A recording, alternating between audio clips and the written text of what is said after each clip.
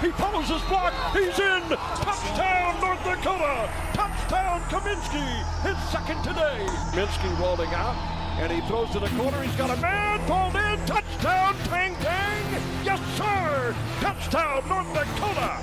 How about that? UND Football 360. Going deep. They've got something they like. It is caught deep downfield. B.J. Fleming, touchdown, North Dakota. Touchdown, North Dakota. 82-yard catch and run, and UND strikes first. Analysis, commentary, news, and a look ahead. It's all things UND football. This is the UND Football 360 podcast. Touchdown, North Dakota! With your host, Kelly Howe and Tate McNamara. But first, North Dakota. North Dakota, led by quarterback Jerry Kaminsky. He has 17 touchdowns, 1 interception. So it's not just offense, it's also keeping the ball and taking the ball away like you see on the defensive side of the ball. And yes, we talk about the quarterback, but let's not forget their offensive line is one of the best in their conference. Well, there you have it. They didn't say it, but yeah, we're number 8. Number 8 in the top 10. That's ESPN's poll today that came out. What is the top 10? Who's top 10? Well, that's the committee. That's the FCS committee. That matters. Yep, that matters. So at this snapshot in time, we're 8, which is great. You know, that's fine. That's where you'd be. You're 4-2 on the year. To be number 8's good. You know, they obviously, if they would have pulled out one of those other, Montana or Kansas State, they'd be even higher. But 8's fine. You just want to be in that top 10. You want to be in the conversation. You're on the radar now. You know, that's the type of thing where in the past you'd notice that when they keep talking about teams and they keep mentioning them all year and you keep hearing them, they seem to get in at the end of the year in the playoffs and they seem to get seeds. So that was great. I mean, I think at this point, if you're Eric Schmidt, you're happy with number 8. I don't think he is, though. Yeah, no, he probably isn't. No, he just has that mentality that until they put a ring on his finger, he's not going to be happy, which is great to see, but it was also a great weekend for UND athletics. Yeah, geez, I was thinking. Obviously, we live in the football world, but yeah, it was a big home weekend. A lot of games going on, so you just you like to evaluate at the end of the weekend. Hey, how did it go overall for UND? Well, football team obviously got a nice win. Hockey team was home Friday night, beat St. Thomas. Very eventful game, from what I understand. Volleyball got a win at home, beat Oral Roberts. Soccer got a win over NDSU. And so I think it was a sweep because then hockey followed it up Sunday night down at the X. Grand Casino. Yeah, the X. But the Grand Arena.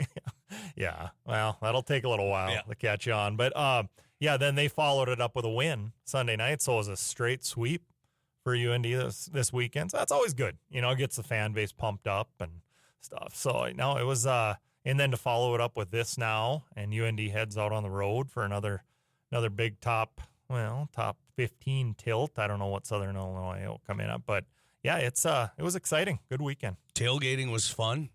Almost 12,000 tickets sold for the game. And what are they, about 11.6, I believe, something like that for the year, averaging. Okay. Averaging I think, for the I think, four. Wasn't this like 11.9? Yeah, so this is the highest it's ever been, I know for a fact. And kudos to the Alerus Center. I'm just going to tell you this now. Boy, when our defense came out on first down, they had those noise meters going. They had the music cranked up. I thought it was a great job by the Alerus. We're getting there. Yeah. We're getting there. First and second down, we were making it a little louder. But overall, the atmosphere, I thought it was going to be bigger and louder than what it was. I thought as fans, we could have done a little better job making it harder for them to communicate. Yeah. But here's the deal. That happens. People, we need to understand that. That happens some weeks. I mean, they've had the first couple home games have been great. Yeah. I went down to last year. I was at Alabama versus South Carolina, and honestly, they played hip hop music for 80% of the game. I mean, it was like I was at a concert. You wouldn't think that at an Alabama game. Mm-hmm. The crowd wasn't into that game hardly at all. Honestly, God, for 4 straight quarters. They're just indifferent. I mean, So it's not like you go to a SEC school and, oh, God, they're just intense. Like you see, if Alabama's playing LSU on ESPN. Oh, look at that atmosphere. That's unbelievable. Yeah, that game is. But they have clunkers at home, too, where the fans spent it all the week before. And then the next week, there's nothing going on. It's a dead atmosphere. I would say, though, in the Alerus Center, if it is moving on that first snap of the game, we have a 50-50 shot of them on a false start. All right. Yep. Don't you think, though? Yep. If I think it happened in the NDSU game. Didn't it happen on one of their first snaps? Yeah. Yep. It gets. And then it happened quite a few times. Well, that game, then it feeds the crowd then. Yeah. Now so they know they're a part of it. Get going right away because I'd say that first snap of the game, if they can't hear, they have a 50-50 shot of jumping offsides. Yeah, that's good. That's a good point. You're not used to it. So just something to think about. But the Alerus Center, I thought you did a great job during the game trying to keep that crowd involved. Hey, should we talk about the sponsors of the show? Let's do it. Let's run through them. Go. They keep us going. We almost need to go do one of these at Rumors. Remember we did the show there last year? Last year we did it. Yeah, when would that be? Oh, well, man. Wouldn't a tall, big one be good right now? Indiana State, we're going to be gone. That one's a tough weekend for us. Yeah, it would be NDSU or SDSU. Yeah, why not both? Yeah, yep. Maybe go catch practice or something. So they got great lunch there, and you're always going to have that thirst quench taken care of at Rumors. They've got those big mugs there. Also, Development Homes, Inc., gaming, simulcast horse racing, electronic pull tabs, blackjack, pig wheel. A lot of fun. They make Rumors even more fun than it actually than it already is, right? Oh, yeah. Bring your wallet. Yep. It's fun, but you got to be ready for it. Yep. Toasted Frog, downtown Grand Forks. Just a spectacular place to go dine when you're out in Grand Forks. Make sure you head downtown. Check out the Toasted Frog. Interstate Industrial, Oilfield Services, tanklogo.com, Tank McNamara, that would be me. By the way, I've got our JYD apparel with our artist right now. He's coming up with some designs, so be looking for some new 360 apparel. And we'll get that online little baby site going for Lance Rucker again, who having a big year. And I talked with him after the game on Saturday, and it's funny to watch offense and defensive guys because Simon Raffo came by, and they said something, and he's like, well, I can't hit you in practice. I'm like, well, isn't he fair game now? He goes, I don't touch him. I'm like, why? He goes, I hit him in practice in fall camp. I got kicked out. I don't know if I'm supposed to say that, but it's fun. Intensity, right? Those gray jerseys are hard to see at UND, but yeah, you don't want to be really too responsible for a guy that is competing for starting quarterback job and you have a little mishap in practice. No, but that is hard, isn't it? It's not that important to hit him. No. Well, it's Simon, like I said, he runs around a little bit. I'm sure it was something where he was making something happen. And and they got to stop him. They were having fun back and forth, so you got to like the intensity. And then, tanklogo.com for any of your apparel or promotional product needs. And the Kelly Howe Agency, NODAC Insurance. So, hey, if I'm driving and I hit a deer this time of year, right? Do I just call you and then you pick up the phone and you're, yep, Tank, I got you taken care of. That's how it works. Yep, that's what it is. Customer service number one, Tank. See, yep. So I would do it, but just call. I live in Minnesota, so they're going to start moving around here, folks.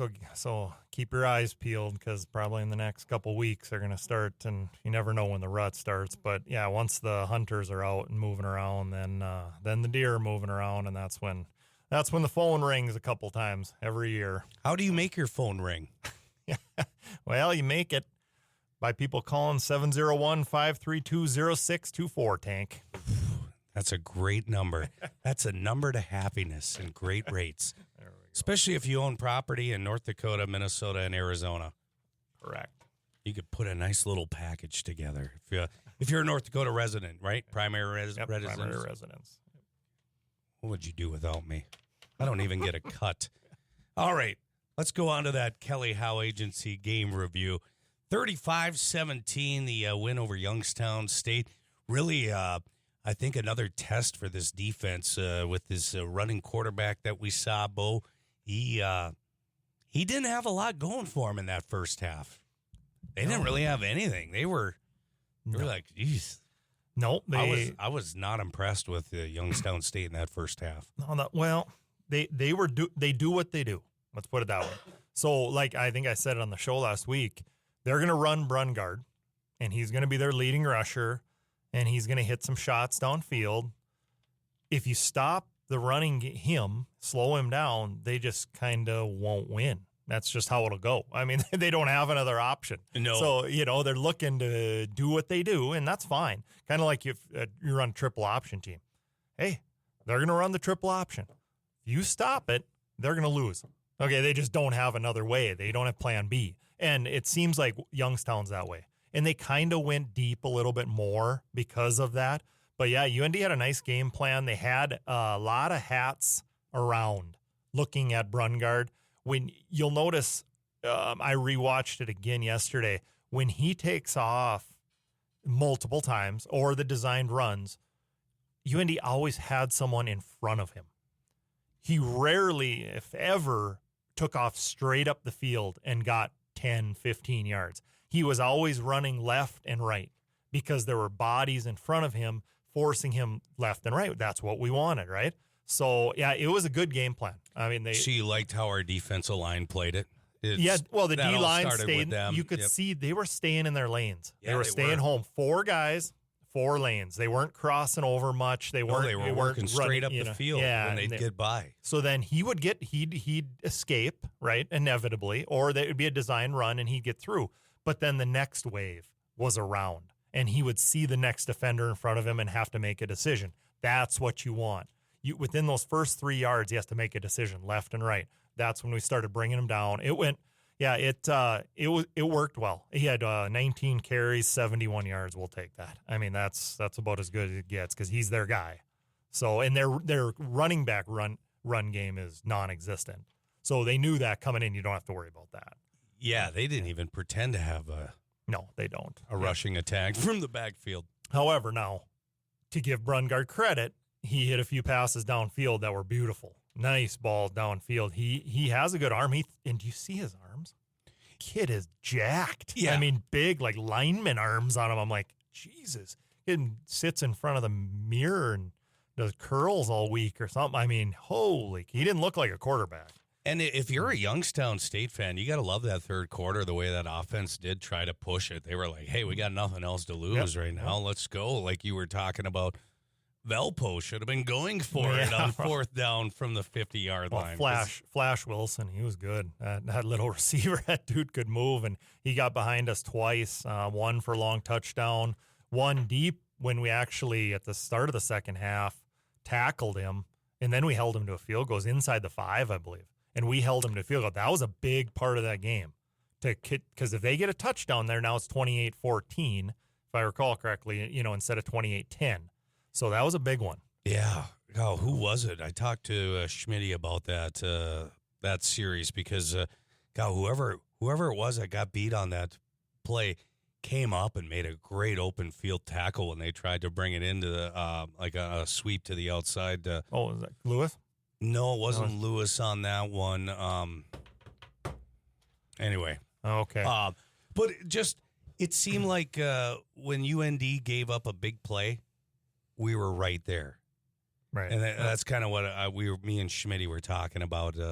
Thought at times when we needed to and that field gets shorter, we made plays. Yeah, and that showed up at the end there when they got the 4th down stop at the end. They were inside the 10, and we came up with 3 stops in a row. There was UND had 3 4th down stops in the game. Those are basically turnovers. They won't count for turnovers, but that's 3 turnovers. I told Schmidt it felt like that game had more 4th down plays than I've seen in a long time. Yeah, they kept going for it, Youngstown, and they had to. Credit to them. But, yeah, I mean, Brungard's a good player. The receivers, pretty good players. Their O-line was decent. But, yeah, the UND defense played well. I mean, they only gave up 17 points. And granted, the third quarter, that got a little ugly, got a little it just kind of was off. It looked like they tried to go after Nolan, our true freshman corner, a little bit in that third quarter. And, he had some struggles early on, but boy, he finished that game strong, didn't he? They got him on the touchdown. Okay. So that was Flash Wilson. They got him on the post, and that's a good play design by them. They isolated him. We didn't have any help over top, which means our help was, pushed out of the area by another receiver.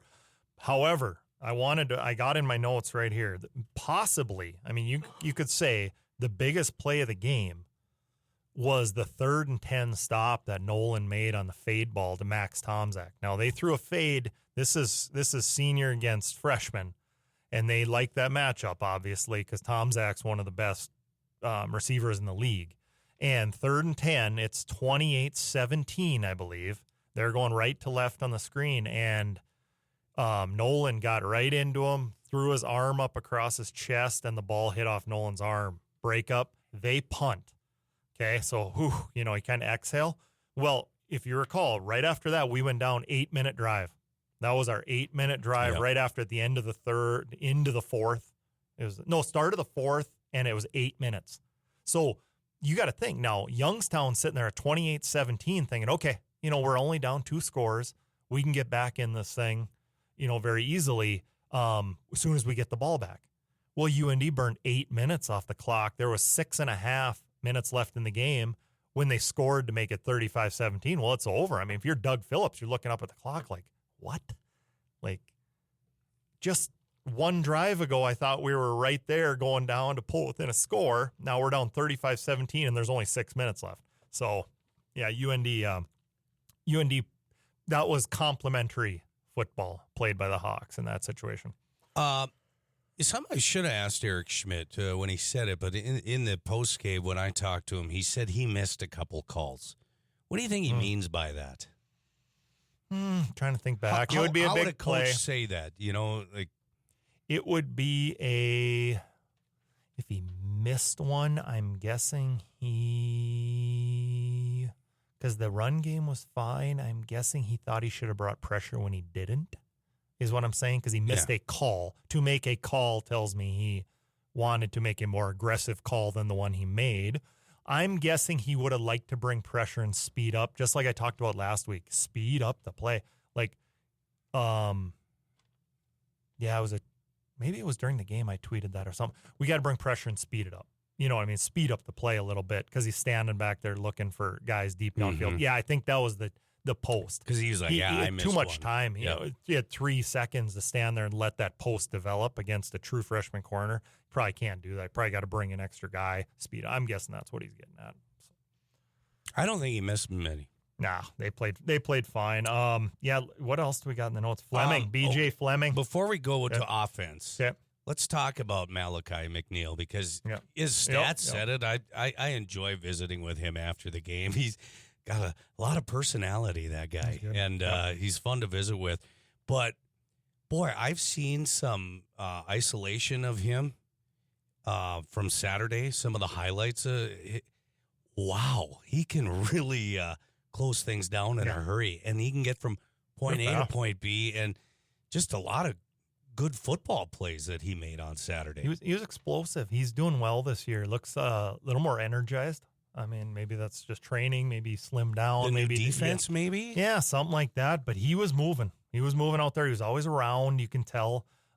Juiced up, made some nice tackles on Brungard in particular. He looked like they had him around. He was one of those guys I was talking about that was hanging around the middle all the time while he lines up there. But I think it was, dedicated to the run game, to the Brungard QB run game type thing. So, yeah, he was good. Defensive Player of the Week, Missouri Valley Defensive Player of the Week, would have 10 tackles, a TFL, and a sack. Yeah, he was everywhere. And the way I kind of, simply quantify things is, God, he was noticeable. Yeah. When you notice guys, geez, he's flashing. He was noticeable. I mean, not real particular, but that's the best compliment I can give. He was just around, and he was bringing them down. And once again, tackling I thought was good in this game. Tackling's been good. It's been better this year. We're not tackling a lot with our shoulders. No. You know what I mean? Where you bounce off, and it's like Yep. Wrap up, guys. Yep. Wrap up, bring it on. Then Slow no big them down show. at least until you can get some help. I hate tackling with the shoulder. They're not going for the show hits or anything this year. Yep. Kind of bringing them down. And, Zach Lewis, he had another nice game back there. He had a big breakup on that 4th down. He shot through and knocked it down, but he's energetic. Coach Schmidt told us last week, he's a football player, loves football, loves blah, blah. Well, you can sense it. He's just looking for a play out there at all times. Yeah. And then the family comes out on the field, family and friends visit with the players after the game. And that's where I'm kind of waiting around to do some interviews. And he came running off, and I think it was Schmitty's kids were playing football, and he hopped right in and he was talking smack with the boys, just having a good time with them. And that guy's full of personality. Yeah, he's a good pickup. He brings little boisterous mentality to the locker room. High energy. Yeah, very high energy. Yeah, he's a locker room guy. Okay, let's go to the offense. It's just Fleming. What do you do to slow this guy down if you're playing defense against him? Well, they're finding him. That's the thing. UND's finding him. I don't know. Teams are obviously, he'll go against good corners and it'll toughen up, but he's running good routes. He's getting open. He's a crisp route. He's real skilled out there. Plus with stride, his stride is so smooth and speed in the open field, and they're just, credit to Isaac Fruechte, they're getting him open. They know who their guy is now. He's established himself as number one, and they're setting him up in positions to make plays. And even that short crosser he caught, I think that was a 3rd and 9, 3rd and 10 or something like that. He caught a short crosser, turned it up the field and got 12, and just think he's doing it all. It's not just deep stuff. So yeah, it's that was another big portal pickup. Those, you never know what you're getting out of the portal, and that it'll always be that way. But between Zach and him, boy, it's been two good pickups. This one's for Schmitty, but and for the record, where did those guys come from? Yeah, Northern Arizona. Okay. Let's one of them's from Texas. Let's talk about the first half. Wow, I like the aggressive approach this football team has. Hey, you know what? We're gonna keep going, and we're gonna we went for it on 4th down on the second series, correct? 4th and 3, I believe, and got it. That was was that the touchdown? Oh boy, what do we do? Oh, the throw to Stay. Hayden Stay. Yeah, how about that catch? Yeah. That ball was behind his head, kind of like OBJ back in the day would put his hand behind his head. Hayden Stay kind of had to turn, contort his body, and twist in the air to grab. That was a hard catch. I don't care what that's a hard catch for Fleming. Yeah. Okay, and this is your tight end who you never throw to. And he open field all by yourself. I mean, that was a heck of a play by Hayden Stay. Yeah, but you very impressed with how it all developed and the game plan, the attack. Well, they got up 28-7. I mean, I know people quickly want to jump to the third quarter, but let's talk about the first two quarters. There's 4 drives there. 4 drives, 4 touchdowns. I think I wrote 232 yards on those 4 drives. They really, just moved down the field. I mean, there wasn't a whole lot of it was very obstruction in the way. Complementary football from the offense and defense. Yep. And so when they came out of the locker room, they were off a little bit. Well, if I'm calling the offense, I might change my mentality too when it's 28-7. And they were doing some similar things. It's just give credit to Youngstown State. They kind of defended them a little better to start the third quarter. So our run game, wasn't going for as long. The runs with Sawyer Seidl weren't going as far as they were in the first half. That type of thing. If Ziebarth, broke the long run, he wasn't getting that long run. But one thing I got in my notes I didn't like, 3rd down twice, 3rd and long. We went long, low percentage throws. And I kind of was like, well, I don't know what the play, there's obviously 3 routes or 4 routes on every play. So Jerry chose those long throws. Okay, that's fine. But it's like we didn't do that in the first half. It didn't seem like. It seemed like we're moving the chains. You know what I mean? Like doing what we had to do to move the chains. those two throws were low percentage, sideline throws, probably not going to be. The way the game was going, you could kind of sense they weren't going to be completed. And just because Youngstown had a little more juice going and stuff. And those were the only couple that I was kind of like, I think we'd like those back, like try something different, short crossers, a screen, something like that to where we'd do, I don't know. Well, who knows? But then again, you're already up 28-7. So it's like his mentality maybe was, I'm going to try to get some. I haven't been trying very hard. Let's get some shots in. We know we're up. We're conservative, maybe, but then third and long maybe isn't the time to, whatever. We can sit here and split hairs all day. But the point is, the first half, 4 drives, 4 touchdowns. So we don't need to argue about the play calling too much here. And the way they finished the game. Yeah, fourth quarter, they came right back. 8-minute drive. Like I said, it started at the start of the fourth quarter, 8 minutes straight, all the way down the field, and touchdown ended the game. And that was some good play calling on that one. So, yeah, they just had a little lull there in the third. But you know what? When you're up 28-7, that happens. It just does. You don't keep your foot on the pedal all game perfectly as a coordinator on either side of the ball. Yeah. Your mentality changes eventually.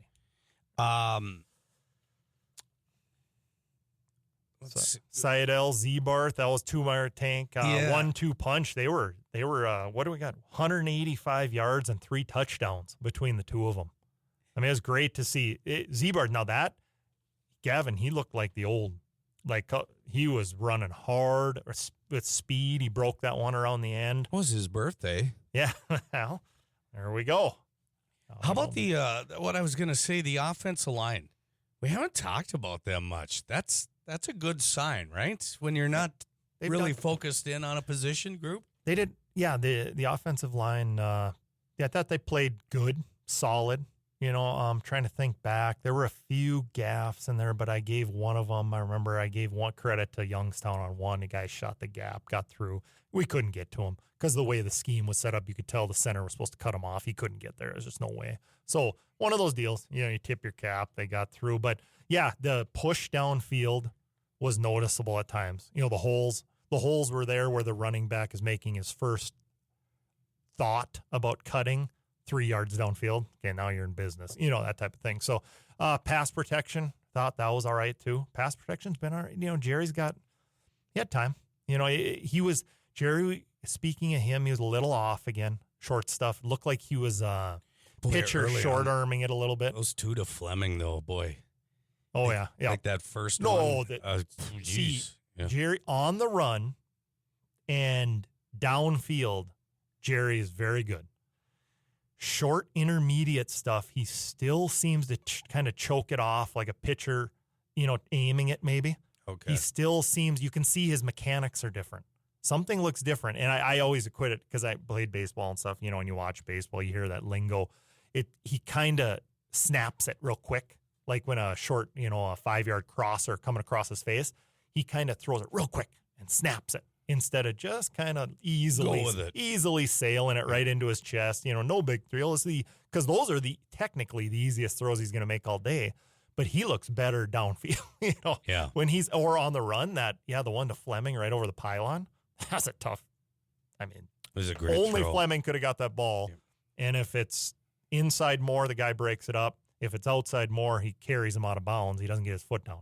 It was perfect. So, yeah, Jerry's playing good ball right now. And you mentioned Sawyer. I talked to Eric Schmidt about this, too. There again, Sawyer with a big kick return after we needed a little spark, and he got us out to, the 42-yard line on a nice kick return. Those are big. And then special teams again. Boy, that field goal where we drew them off sides. And did you hear what they did? Yeah, the fake. It was a hand. Yep. They knew when the hand was coming up, the ball was coming, so they went on a second hand signal. Yeah. And the guy jumped, and that was a big play. That was that 8-minute drive. Yeah, so that's right. It would have ended in a field goal to make it 31-17. Instead, we get the ball back. I think we ran 3 plays after that. Yep. Because we couldn't get in, so we're plowing ahead. Third play, I think we got in, or Ziebarth got in on the third one. But that was another minute and a half we burned because that guy jumped. Yeah, the little fake hand. That's good scouting. That's Sean Kostic sitting there saying, geez, the guys, it looks like, I mean, he's watching the tape and he's seeing their eyes on tape, or they caught it during the game. I don't know which one it was. If they caught it where they're all watching the ends during the game and watching their eyes, seeing what they're looking at. Yeah. Okay. I've never, honest to God, I don't think I've ever seen that watching UND football. It was weird, wasn't it? It's like, why did that guy jump off sides? Yeah. Did they do a hard count? And it's like, wow, it's all in the hand I signal. watched the replay then, he put his hand up and then down again, then up. Yeah, and then got him on the first one. So that's got to just be between the center and the holder then, right? Center, holder, kicker, I suppose. But the kicker just waits for the snap anyways. He probably didn't even know. It's got to be between Romfo and the center, and that's it, because the rest of them just wait for the ball to be snapped for them to block. So it's nice having your quarterback as your holder, right? A quarterback. So, good win. And 35-17, I don't think we were too far off on our picks. I thought Youngstown was going to score a little more. So, thought so. But a good win, 4-2. I walked out of the Alaris going, wow, that was a good football win for our program, even with the third quarter. Yeah, because Youngstown will be all right this year. So that was a good win for the resume. 4-2. Now moving on to Southern Illinois. And we'll talk about that coming up here at the end of the show with the Rumors Sports Bar and Grill and Casino game preview. Okay, it is that time of the show, the Development Homes Guest of the Week. We go to UND Offensive Coordinator Isaac Fruechte. And Isaac, I don't know if you know this, but we put a little preview out on X that you were going to be on, and we took people's questions. And the first one I'm going to throw at you is, does pineapple belong on pizza? Wow, that's not expected. I would say yes, as long as it has, some chicken or some meat with it. I think pineapple, chicken, barbecue sounds pretty good. I would add bacon as well to the plate. But I would definitely take some pineapple on my pizza for sure. Okay. Protein. Yeah, you got to have protein with it, he's saying, to offset the. Yeah. Hey, you've been around a lot of football players in your day. What's the most pizza you've seen a guy eat? Well, I mean, I know there's a lot of players that I could think of, but Coach Olson, our offensive line coach, I've seen him put down, a good solid amount of pizza in his day. Wednesday. Shout out to Deeks, here in Grand Forks, taking care of the staff. And, we get after it. I see Coach Olson really, hammer some za. So, he's the first one that comes to my mind right away. I don't want to say how many pieces or slices he would actually take down, but there's a hefty amount. Right. He looks like he has room for it. Yeah. I'd buy tickets to watch that. I really would. Hey, we haven't had you on the pregame show. Thank you for joining me after a few of the home games. But, since we've had you on the pregame show, where do you see your offense right now? You happy with the progress you've made throughout the season so far? Yeah, I mean, I think happy is a relative term. We're like Coach Schmidt says every day, we're a process-based, outfit here. We're a process-based group. And, I think when you're looking at it, we're just trying to do everything we can to be consistent on a daily basis and continue to strive for excellence. And we have goals and markers that we want to hit in every single game that we play, because obviously one that adds to success when you look at it. Statistically, it shows up in terms of success and wins. And when you don't hit those goals, usually it results in losses. And it's not 100% obviously foolproof, but I think we're doing a lot of good things at times. And I said it on the press conference on Monday, like, we were way better in the red zone this week for whatever reason, and we're trying to do things practice-wise to be better in that situation. So been really happy with our performance this last week in terms of our efficiency in the red zone. But it also be one of my biggest things that I think we need to improve on, and third downs is no different. Feel really good about what we're doing as an offense, but those are critical situations that we got to continue to improve. continue to change the way we practice and continue to try and strive to meet our mark in terms of our goals of being 50% on third downs and being 70% scoring in the red zone and 100% points at all times. So, when you have those markers that you want to hit, we're pretty hard. We're pretty stressful to our team and to our kids every single day on how important it is to be efficient in those scenarios. So doing well, doing some good things, but I think it's just an overall consistency that we got to continue to fight to get better at. Now, Coach, you brought up third down. Obviously, you've been doing all right in that department this year. First half went great. 4 drives, 4 touchdowns. Looked real good. And Jerry was smooth. There were a couple. Since we like to nitpick here and just that's why I threw out the 4 drives, 4 touchdowns things first. But there were a couple. So I got questions, and I'm kind of paraphrasing based on the questions. Couple plays I should say I picked out when I rewatched the third quarter was those third and longs when Jerry went to the 2 sideline passes. Now, granted, a little bit, the one to Nate was just a little bit overthrown. It could have been completed. The other one to the Youngstown side wasn't going to be completed. And those were ones where it looked like in the first half, I don't know, I wasn't seeing that type of thing. Were those on third and long when you went long, were those called? Like does Jerry know he's going to those guys, or are those just progression reads and he said he thought that was the best throw for Well, he checked the one. So, the one thing that's been really nice is that we've been given the quarterbacks the ability to have a play and then be able to check to a different play, based off of the looks that they get.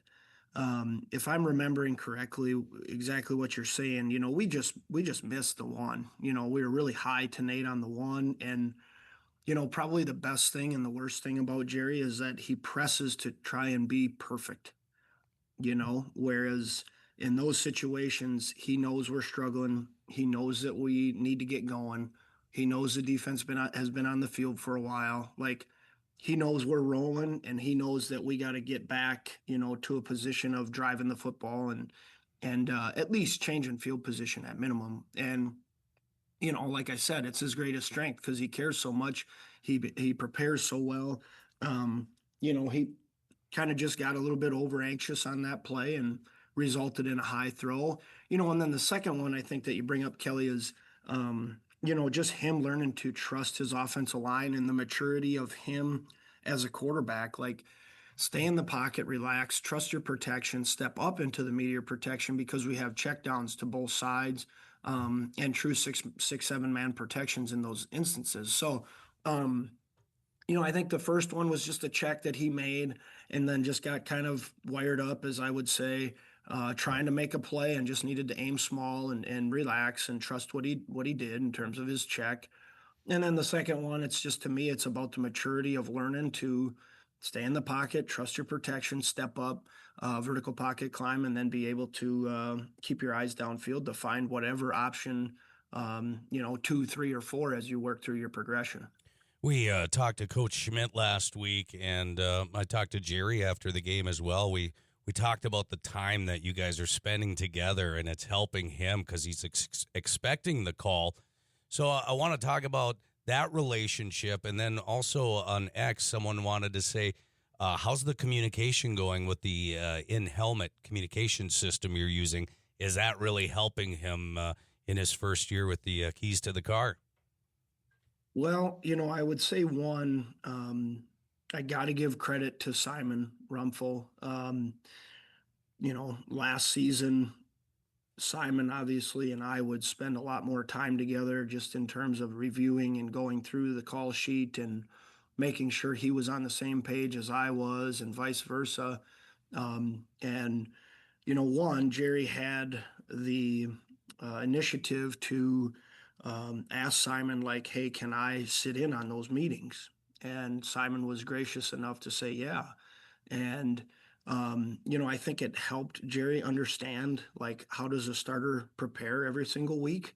And then where can I gain the mental advantage? And so right now with Jerry now and doing that with him, I'd be pretty confident to say that he knows certain, third down situations, certain red zone situations, certain fourth down situations. He knows 2-minute situations. He knows exactly what I'm going to call before I ever call it, because I know what he likes. He knows what I like. And usually we meet somewhere in the middle to match the looks that we're talking about, number one, but number two, make sure that we're on the same page so that we kind of know exactly what the defense is going to do, and we know exactly where we want to go with the football in the pass game. So that's been super beneficial, but Jerry wouldn't be where he's at with that sort of process if it wasn't for Simon and his openness to help. So got to give credit to Simon first, and then secondly, Thursdays are an awesome day where we get that opportunity to work together and sit down and have extra meeting time and talk and be able to go through those situations. So he knows exactly what he wants to see.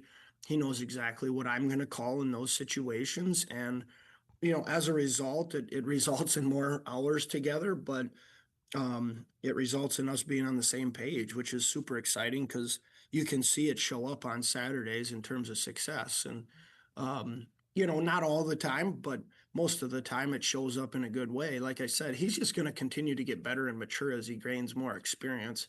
And some of those times that you see, throwaways or scrambles and runs to the outside, he's just working through his progression, and we just got to get him to stay in the pocket and trust his eyes down the field and his offensive line, because they're doing a great job. And then in regards to your question from X, honestly, it's been very, very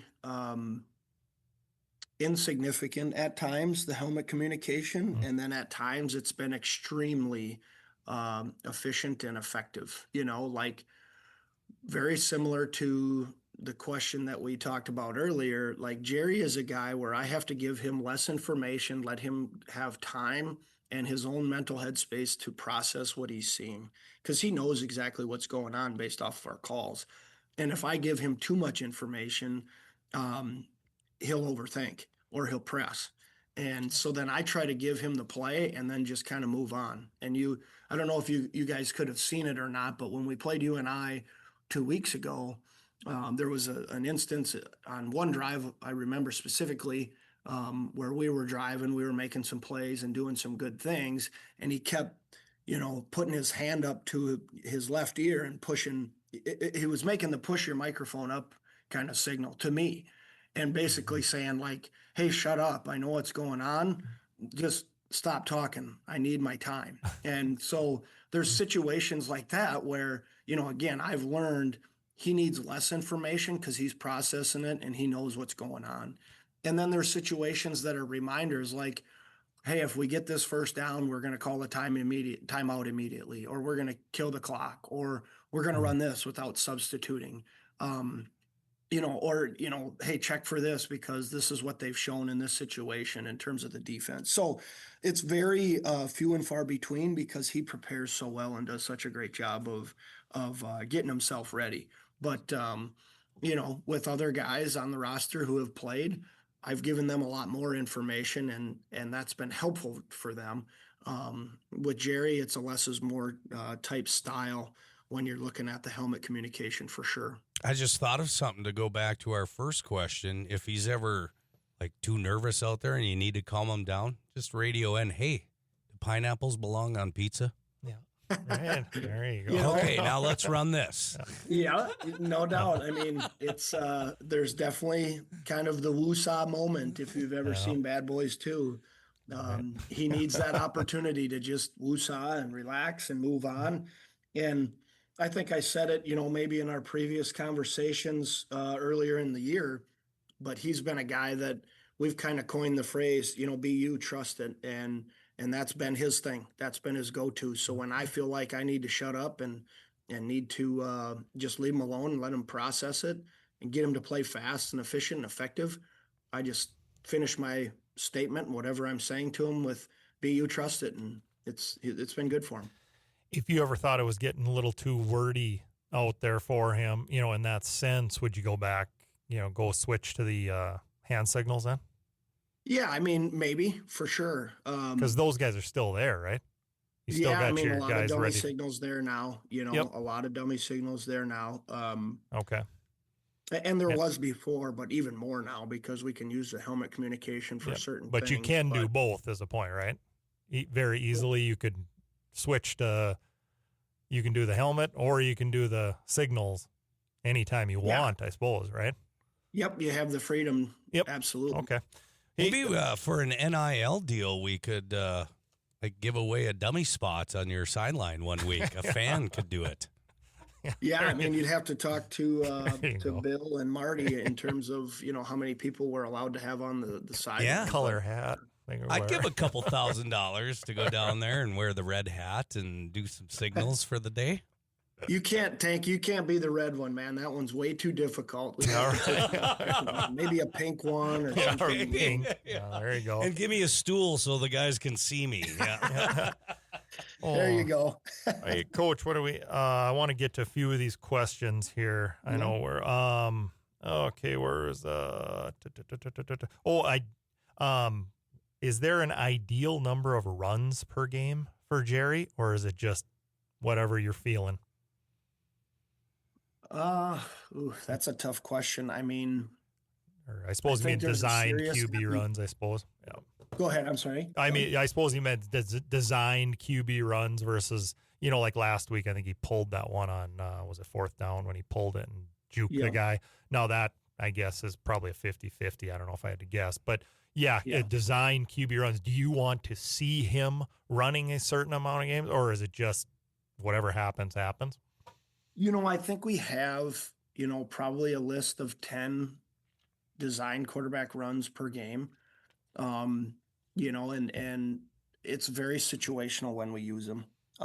So, I don't want to say that we have to hit this benchmark.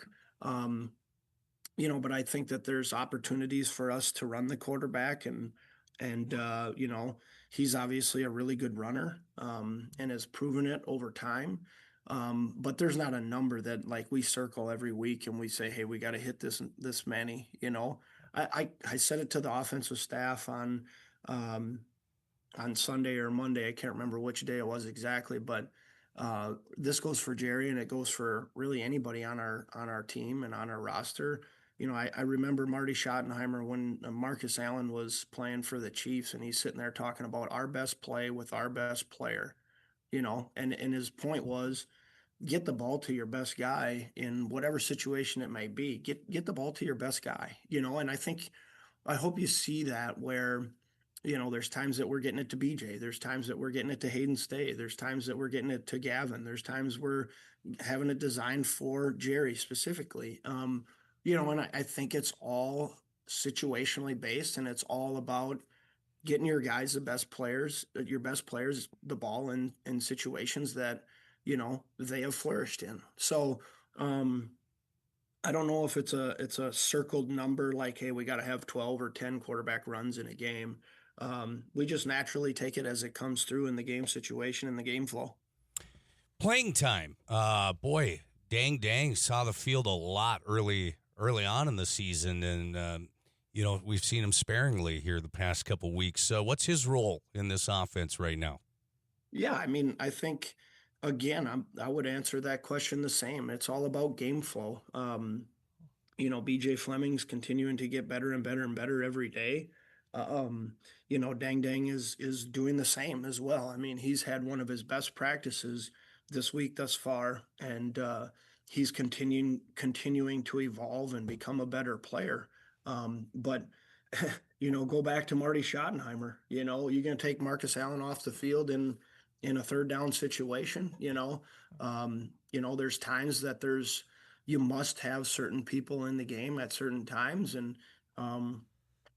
Dang has been really good in the red zone and has been really good with kind of big body throws, and he's a guy that we continue to try to get the football to, but he's a kid that, has to continue to work on his pad level and his ability to get off of press coverage. And as he improves with that, his playing time will improve and become, his role will become bigger. So, he's doing good things, and I'm excited as all get out because he's still a young kid. I mean, he's only just going to turn 19, so he's extremely young.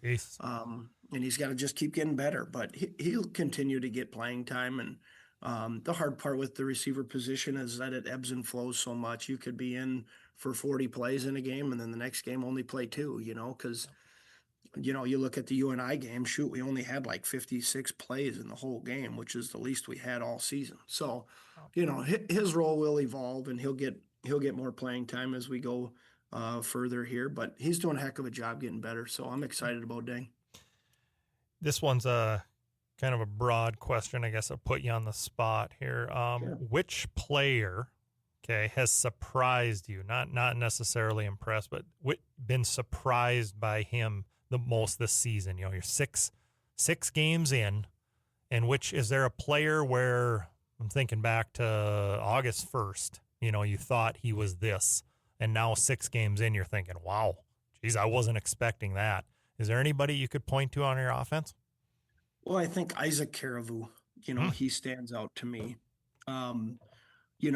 Obviously Caleb Olson was our starting right guard, and then unfortunately gets hurt in the Kansas State game. And I know Coach Olson and I, from the time that we were at Winona State, we loved Fruechte as he was coming out of Detroit Lakes and felt like he would be an elite level Division II player. And, then he walks on here, and that's a kid again that has just continued to get better and better and better, but prepares every single day like a professional.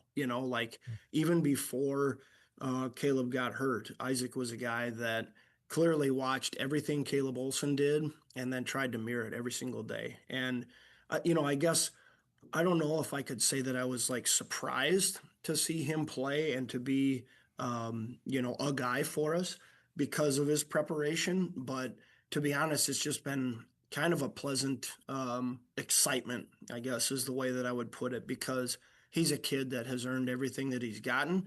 And, the exciting thing there again is he's only a redshirt freshman. So he's super young, and he's playing a lot of good football right now. Love his intentionality, love his physicality. He's got good feet. He's just learning as we go here. Another question from X. What kind of defensive schemes are the hardest to call plays against? Well, that's an easy one. The good ones, right? The good defensive schemes?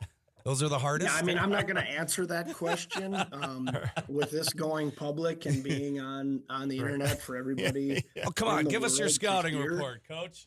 Yeah, I'm not giving anything out. The ones with really good players.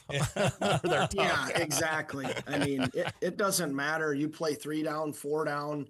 It sure seems like we see every single defense known to man, whether it's from Coach Schmidt through spring ball and fall camp or into the season as we've gone here. They're all tough. They all have good players. They're all hard to game plan against.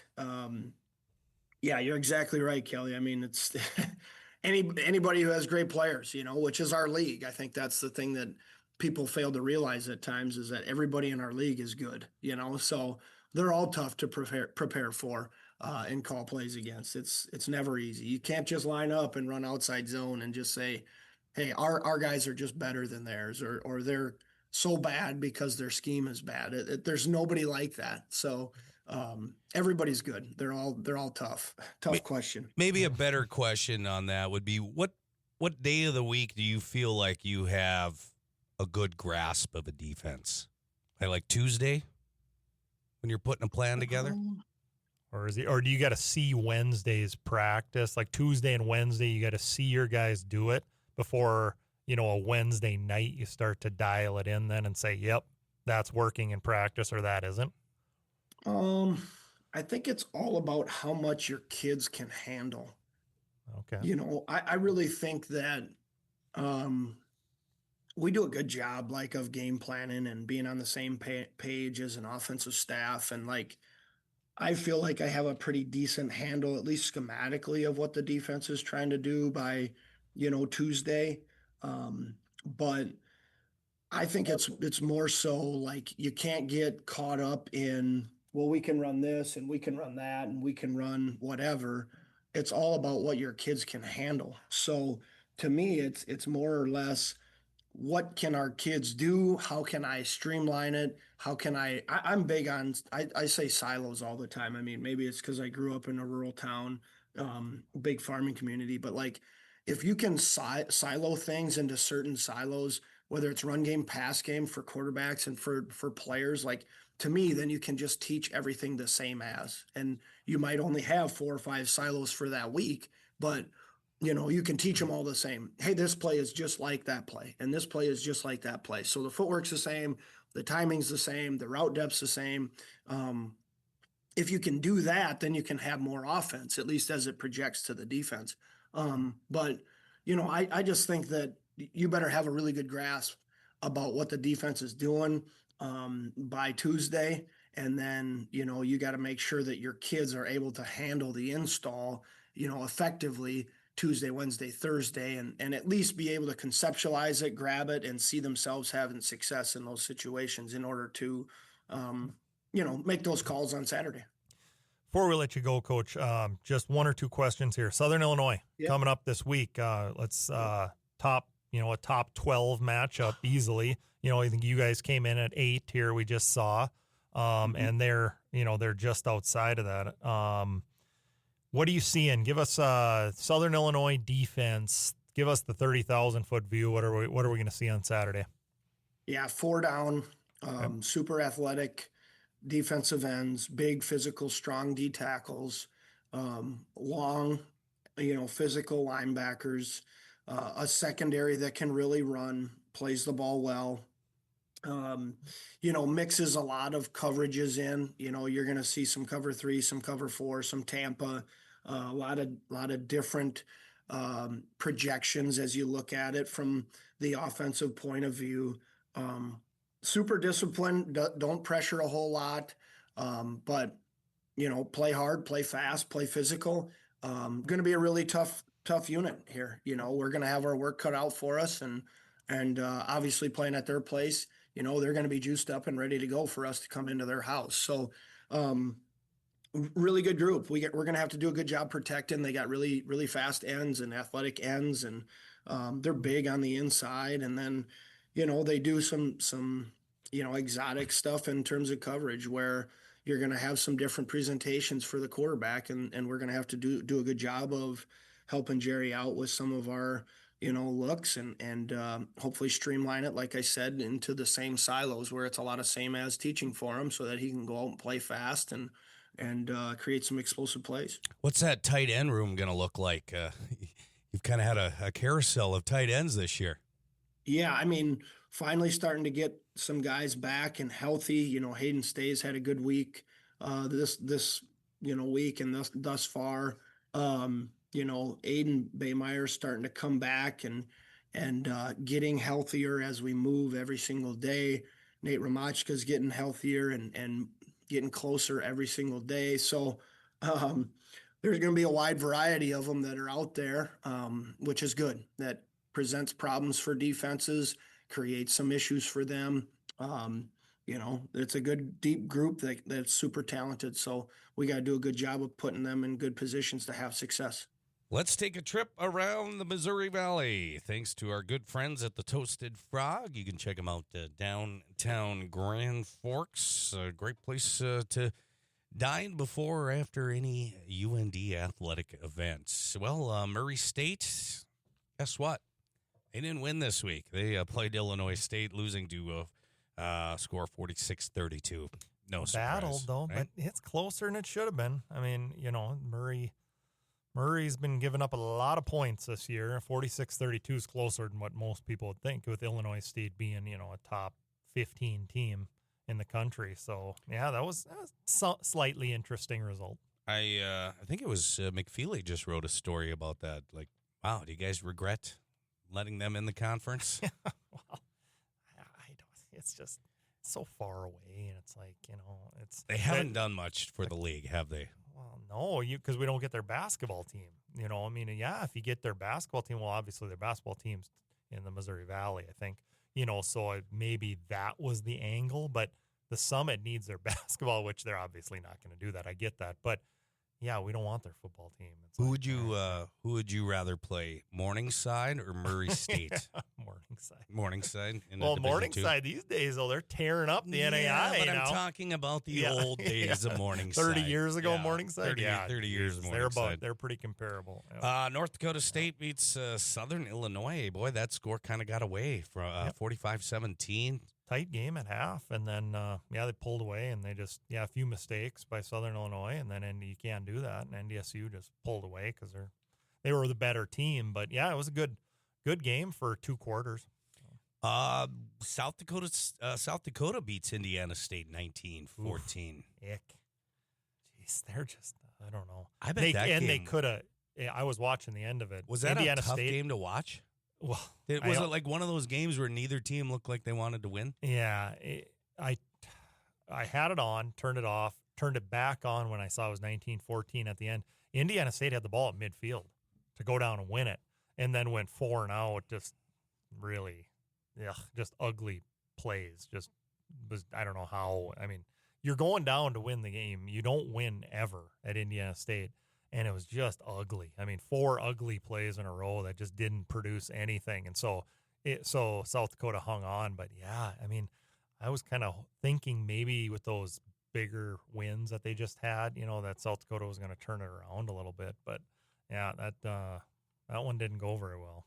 South Dakota State beats Northern Iowa 31-3. Probably no surprise there. Yeah, right? That was ugly, too, right away. And then, just we knew, I mean, Northern Iowa just can't score. They just cannot move the football. So, especially when you're not going to do it in Brookings. So. No surprises in the league this week, really. Let's move along. Rumors Sports Bar, Grill, and Casino. It's the 360 game preview as we take on Southern Illinois University, the Salukis, at 2 o'clock on Saturday. I got a good feeling about this game. I just like the way our football team is playing right now, Kelly. It's going to be a good game. I mean, the first thing I wrote for us, Tank, very even matchup between 2 similar teams. I mean, that's the best way to describe this game. They're good. Everyone in Fargo saw that last week. They're good. It got away from them, but they got talent. They got players. They always do. Southern Illinois is one of those teams that, I've referenced over the years. They look good in their pads. Okay, and when you're warming up, they look good, and they've always had good guys. So you can see it when you watch them play, receiver in particular. Yeah, I mean, this is going to be a tough one, especially on the road. They just lost. They know they need a win. Yeah, it's gonna be a 4-quarter game. It feels like we're playing with a lot of confidence right now. I think so. Do you like that? Is that a good way to sum up this football team for UND right now? Usually. There's not too much that phases this group. It's all what can we control, and they're really sticking to that. I think I'd agree with that. That's a good point. Defensively, usually is where that shows up when a team's playing. Offense, they know they need to go down and move the ball and play with, a little bit of swagger. The offense at UND usually doesn't have a lot of huge swagger to them, and stuff. Since Tony Stein was quarterback, right? Since the Cogswell Cannon, yep. But they move the ball, they just move it methodically, and they just go down and score. And then they run off the field, But the defense is where you can see it. They got a little juice this year, little horsepower. They're moving around out there and kind of celebrating a little bit. And those especially in the secondary with those 3 safeties back there, those guys are making plays. And God, speaking of which, I told myself I wasn't going to bring this up, but Wiltshire dropped another interception this week. Tank. I'm mumbling it because I don't want to say it too loud, but that was right in his hands. Yeah. He could have 5 interceptions this year. Oh, man. I mean, but here's the thing. Then I tell myself, I take a step back right away, and I'm like, but he's always putting himself in position to make these plays. So there's value. I mean, there's a ton of value. Come. Yeah, he's just got to catch the ball. I felt horrible for him. I mean, I'm not even mad. I feel bad for the kid because I played that position. It's the worst feeling in the world because you could see him. He puts his hands up. He's like, no. But he was right there. Put himself in a position, curl route. I think the guy curled out. The quarterback threw it in. right in his hand. Oh, so anyway, but yeah, the secondary's playing. They're playing with some swagger. Obviously, we've already talked about the inside linebackers. They're looking good. They're playing fast unit, real energetic. Defensive line, once again, not a lot of swagger there. They're just solid. They're bringing their lunch pails. Yeah, right? they're just doing what they have to do up front. So doing the dirty work up front. Yeah, this is a confident group right now, and if you got to have that if you're going to go into Southern Illinois, because they're always a confident group, a more than confident group, put it that way. We held Brungard, last week's quarterback, to under 80 yards rushing, which was a win, definitely a win. But another running quarterback today. This week, their leading rusher is quarterback DJ Williams. Have you seen him at all? Is he similar to Brungard? Bigger this year. He's gonna be a little bigger. Yeah. Similar. Makes you miss a little. Yes. Tries to. Yeah. He can. Be a little squirmy. He's 6'3", 220. Brungard was, they say 6 foot. I'd say 5'11" at tops, but about 210. The guy was a tank. And this DJ Williams is a bigger guy, 6'3", 220. He can run though, quick, elusive. So they're similar in the way they're used. Yes, they look different, but they're a lot of designed runs. I don't think they design their runs as much as Youngstown does, but Williams is by far their leading rusher, 65 attempts for 427 yards net. I mean, he's gotten more yards than that. Sacks are factored in, but the next closest is 38 attempts. So he's got, almost double the amount of attempts as the next guy, and he's the quarterback. So you can tell what they want to do. They like to do the they'll spread you out, fake a bubble screen, and then run backside QB counter, QB draw, that type of thing. So he'll turn to his left, pump fake, and then run to his right. That type of thing. Maybe pull a guard, get him out in front there. That type of thing. They like to they want to get the ball in his hands. Coach Fruechte, who we just talked to, said, get the ball to your best players at the best time, right? When they need it. Marty Schottenheimer. Yeah, well, he's their guy. They're, once again, they made up their mind, kind of like Youngstown did with Brungard. He's our guy. We're going to have him run the ball because he's the best we got. And if you stop it, there's a chance you beat us. Well, eventually NDSU stopped it to the point where they made him one-dimensional, and then you're kind of in business there. But the thing I'm worried about this week most is not the QB run game again, because I think we were schematically sound enough to slow that down. We won't stop it, but we'll slow it down. I'm worried about the deep stuff again, because these 3 receivers that Southern Illinois has are better than Youngstown's, I think. They're close. Youngstown's they're pretty good. Tom, Zach, and Flash were pretty good. But these 3 they look good. 6'4", 6'2", and then they got the 5'8" guy. So they got all body types out there moving around. And I would say if you're a UND fan, you're worried about the deep stuff. Again, giving up the big play ball. Because, think of last week. We gave up the touchdown down the middle. That wasn't a long pass, probably 18 yards, whatever it was. But the 2 long ones to Flash, those were what hurt us. Because they hurt because, like I said, you just don't want to give those up because they can't do anything in the run game. So they're not getting anything little in front of you. They're not getting 5 yards a pop on carries. So you don't want to give up the long one. You want to eventually make them fizzle their way out. Let them fizzle, So this would be a good bend but don't break. Yep, shorten the field, get them in the red zone, and then make things more difficult, right? Keep them more contained keep them out of the end zone. Yep. Beat. Yeah. Well, that's what we did last week. They got in the red zone a few times and we stopped them. Yeah. And that was, that's ideal defense. If you can't stop them right away, that's ideal. But yeah, this is another one where the deep stuff is going to be paramount, where we defend that deep ball. Because the thing is with offenses too, they don't keep going deep. If it's not working, they will get flustered. If the corner knocks it down once or twice, well, now they'll hesitate, or DJ Williams will hesitate. Be like, geez, God, I just threw that twice and they knocked it down. How many times do I do it before I start looking like an idiot here? I got to do something else, right? We got to run. I got to throw a crosser. I got to throw a comeback. I got to do something else. So defending the deep ball early is key for the rest of the game, because it completely throws them off about what they think they can do. And I'm looking at, like I said, the receivers are Vincent Davis, 31 catches, Jay Jones, 19 catches, Fabian McRae, number 9, he looks really good, 16 catches. So between the two, he got 66. Between the three guys, 66 catches. Tank. I mean, that's their guys, and he'll find them. And we played Williams. What people have noticed, he was Murray State 2 years ago down there. He was their quarterback. He transferred to Southern Illinois. So we've already played him once. He wasn't near the player he is now, but he gave us issues. I think it ended up 45-31 that game. We couldn't stop him. Well, we kept screwing up on.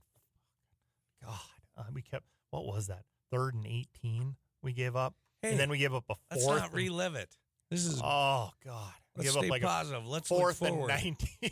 Oh man, I'm Don't get yourself worked up. Over yeah, there, man. worked up. All I got to do is have those flashbacks. I start to get worked up. They are have a tendency to give up a few rushing yards, so very important for the offense to stay in rhythm in this game, right? So we're not relying on passing because. This has let's pound Ziebarth in the second half and make them pay, right? You get them tired. Yep, I think that's that type of game. They're giving up 186 rushing yards a game. So obviously our offensive staff has seen that on tape. You can say a stat, but the stats aren't always true. But when you look at their schedule, the stats are true. It's just the way it's played out. So they're susceptible up front. We want to keep our defense off the field. Is what we want to do because their offense has playmakers. They got all conference type guys on this offense. The Salukis offensive line isn't that good. They're decent. Some of the guys just are skinnier.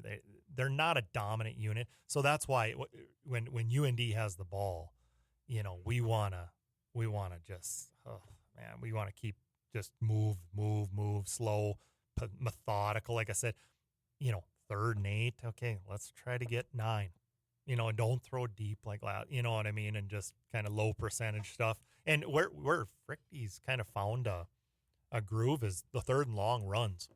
That's kind of the new thing in football now is where defenses are overcompensating for, they're going to throw the ball, so they all slide back. That's a lot of A-gap, too, they isn't it? Just coaches are just handing it off up Here the middle now on 3rd and 8, and they're getting it. That's the funny thing about it. So, football's evolved a little bit in that way. But, to be able to run the ball like every week. I mean, I'm not breaking news there, but in this one, on the road against a top 12 team as talented as Southern Illinois, I mean, this is a resume builder. So UND gets this one, they're in business, for the rest of the year. So, to be able to run the ball and methodically take a little bit off Jerry's plate, too. I mean, he's 6 games in his first season. Is he fatigued? I don't know, maybe. A little mental fatigue, maybe. You never know. He's never played he hasn't played since high school. So take a little bit off his plate, let him hand it off 35, 40 times, and, see, and then have that be the game plan. His feet could be a big part of this game then, too. Yeah, right? There you go. And, that's a good point. He's showed he can do it. That juke he put on that linebacker last week. That was 4th down, too, I believe. Yeah, the moves he's got out there. Stop and start. Woo. We might have a new thing. The fellas at the end of the hallway on Sweet Row, where we got to go out for the press box. I was working my way downfield. I think these guys had a long day. We'll just put it that way. But I had to fist bump all of them. Hey, you Kaminsky crazy? Are you a Kaminsky crazy? They said, and I'm like, heck yeah, let's go. All right, so there we go. I brought that up to Jerry. He's like, I hadn't heard that one yet. So I'm like, they're working that upstairs for you. Yeah, there we go. But I said it's nice because when you're playing well, they're talking about you. Right? Yep. Oh yeah, he's playing and well. That was one thing we talked about too when we looked at the stats, and I said, oh, there again, the key one, no interceptions. He's had one all year. What's he, 17 touchdowns, 1 interception? And the 1 interception is when we didn't get the protection. The running back didn't pick up the blitzer, and he reached out and hit his arm. So the ball flew up in the air, and the same guy might have caught it. That's not an interception. That's not his fault. Oh, yeah, I mean, I don't know. I honestly don't even know what he'd have done differently. So it's not his fault. So he had 1 interception. That wasn't his fault. 17 touchdowns. He's taking care of the ball. Like I said, the only thing we can point to is just that intermediate short stuff where it looks like he's kind of choking it off a little bit. throwing it at the feet. Yeah, he's throwing it at their feet sometimes and stuff. But it's what that tells me, though, anyone who's played baseball, it's too easy. Too easy of a throw. Well, second baseman with the yip. God, it's too easy of a throw. You get nervous. I'm not Chuck Knobloch. I'm thinking now. He wrecked his career with it. But when Kaminsky's out on the run, he's not thinking anymore. He's not nervous. He's like, I got to get rid of this ball. Wham! Just lets loose and throws it. That's where it tells me, yeah, all right. It's just something to work through. Get used to, not overcomplicating a easy throw that's wide open. So, but yeah, this one, Tank, it's going to be a good game. I mean, definitely, if you're a UND fan, you want to tune into this one because on the road, it would be a good game at the Alaris, but it's going to be real good on the road. I'm going to roll with confidence. I'm going to knock on wood first, though, because we don't want to jinx Jerry on that interception talk that we just had. So nope. A little superstitious there, but we got that out of the way. I like the confidence UND is rolling with. They're a tough nose football team to play right now, and I think we're going to go on the road and pick up a nice 28-14 win on Saturday. 28-14. Yeah. All right. 28-14. Hold Maybe them to 14. Crack a few cool ones after and play the fight song out at the lake. Right. I'm going to be out at the lake this weekend watching it. Maybe get some leaves done and then celebrate a win. There you go. Good call. I like it. Like the confidence. I'm a little closer again this week. We've been on Tank's been the rambunctious one this year with big spreads, but they've come through for you. I haven't been far off, have I? No, your big spreads have been correct. I've been a little more cautious for some reason. Last year I don't know what it is this year. I'm getting old. Old. See, I've been up there hanging around after the game. I'm getting a good vibe with the fellas. I feel it, It's things are rolling good in the right groove. now. But it all goes back to even Eric Schmidt saying they didn't even do the 24-hour rule after Northern Iowa. He thought by the time they landed in Grand Forks, they were ready to go again for the next week. Yeah. Yep. I like good. it. Yep. Good mentality to have. Well, he's instilling his mentality. It's going to take time. But yeah, I think these guys, they're figuring out that you need to be ready to go on Tuesday every week. Okay. And I don't know, that's tough for some kids. Okay. Halfway through the year, they're getting tired and Tuesday rolls around. Oh, another game this week. Who is it? They're not quite dialed in because they're tired from the previous 5 weeks. Well, there's only 12 guys. So it's hard. Yeah, it definitely gets old. You signed up for. Yeah, but, it's part of the package, part of the deal, right? So, he's instilling it. He's getting them with the right mentality. But I'm going to go a little closer. I'm going 31-27. Wild one. Okay, wild one back and forth. I don't even know how it's going to get there. I think there's going to be some big plays in this one. I think it's going to be high energy game. There are a lot of playmakers on the field in this one. So it definitely one, I'm excited for. I think a UND fan should be excited. This is what we want to play, a top team in the country, both 4-2. And you get to 5-2 with this one on your resume. Whoever wins it is set up nicely for the future. Well, let's hope it's us. And we'll be tuning in. Catch Jack Michaels, Coach Berg on the radio broadcast all across the Fighting Hawks radio network.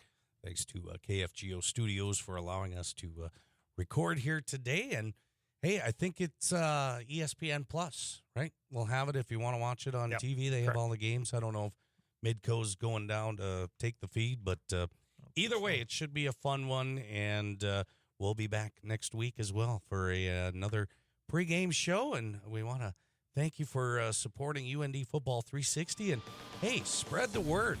There's still a lot of people that don't know about this podcast yet, and things are rolling right now, and it's a great source for UND football information, and we appreciate you for all your support. Enjoy the game.